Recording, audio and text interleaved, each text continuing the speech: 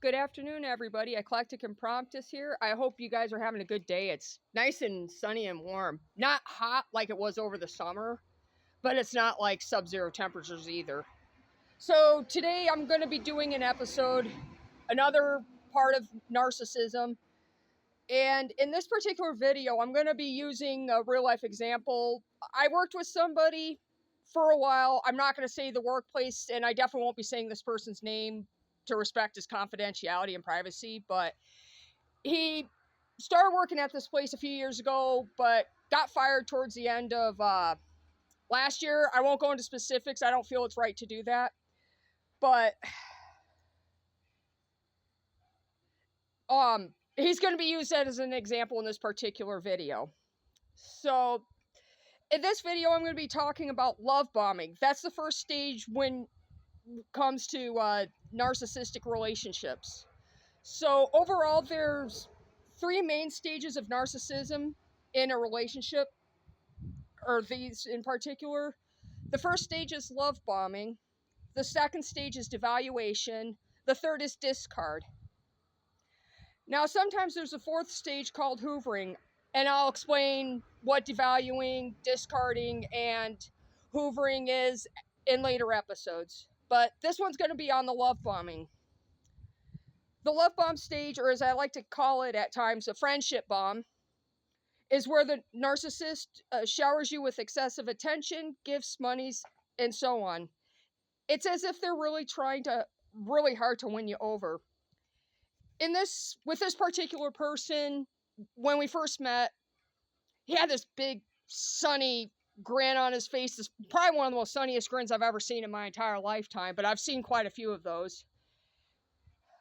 And he was really friendly about this. When he introduced himself, a slow, dorky grin of my own slowly spread across my face.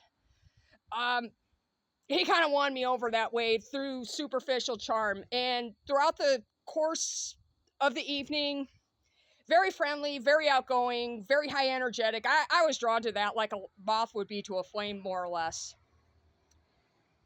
Yeah, he had me hooked and I fell for his superficial charm, hook, line, and sinker, but hey, lesson learned on that, right? So, superficial charm is the way they could win somebody over. And the same day, there was other tactics he used. I'm going to mention a few real quickly. So, with the love bomb or friendship bombing, they use different tactics to get you sucked in. One way is flattery. This is when they could give you over-the-top compliments or just a lot of attention in general, but compliments is a big thing. So maybe some examples could be, oh, you're gorgeous, you're beautiful, you're perfect. If it's like gorgeous or beautiful, I wouldn't necessarily call it over the top, but that's, for me personally, I've dealt with that with other past narcissists saying that to kind of get me sucked in. If somebody calls you perfect, that's a huge red flag, by the way. So with this particular coworker, another example, we seem to supposedly have stuff in common, and he said that we share the same mentality. For me, that, within 2 hours of meeting somebody, you just don't tell somebody we have the same mentality, or, that takes time before you kind of say that, or say, we share a lot of similarities. It takes time, not within a matter of 2 hours. However, outwardly, because I didn't want to seem rude, I said, oh, that's cool. But deep down, I'm going, how would you know this? I just met you like 2 hours ago. So those would be examples of flattery. So another tactic is mirroring. This is where the narcissist says, oh, I like this too, when you mention you have an interest, whether it's art, music, different hobbies, maybe past experiences. It's basically to get you ensnared into their, what they plan to do in the future if you stay hooked onto these guys. So I'm going to use my favorite band, Velvet Underground, as an example. So say you tell a narcissist, oh, I like Velvet Underground, if you're talking about music. They say, oh my gosh, me too. I too like Velvet Underground. a way to kind of tell if they're mirroring, if you say, how did you get into this band? Or when did you get into this band? Or why do you like this band? If they give a direct example saying, oh, my parents got me into listening to their music. They've been listening to their whole lives, and I've been listening to them ever since because of this. Or I took a music class and learned about Velvet Underground that way.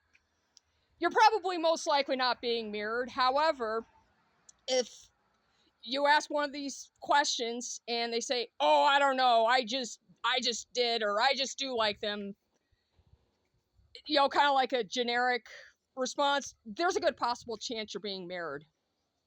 And then a third tactic is intel.